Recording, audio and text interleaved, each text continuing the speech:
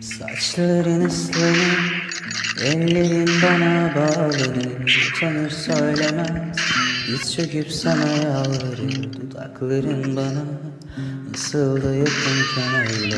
Bu rüyadan biri beni uyandırır. Saatler geçmiyor, bu rüzgar artık esmiyor. Bana senden kalan hatıralar da yetmiyor. Ellerim üşüyor, fotoğraflar konuşmuyor. Bu zalim dünyada hiçbir şey beni ısıtmıyor. Bir sahne kurmuşum, Kadıköy'de buluşmuşum. Seninle ağlayıp saatlerce konuşmuşum. Verdiğim sözlerin birer birer unutmuşum. Üzgünüm sevgilim, düşlerinle savrulmuşum. Bu da bu karları nasıl taşır anlamadım. Ben bir kez vuruldum, bir daha hiç kalkamadım. Sevmeyi denedim, afalladım.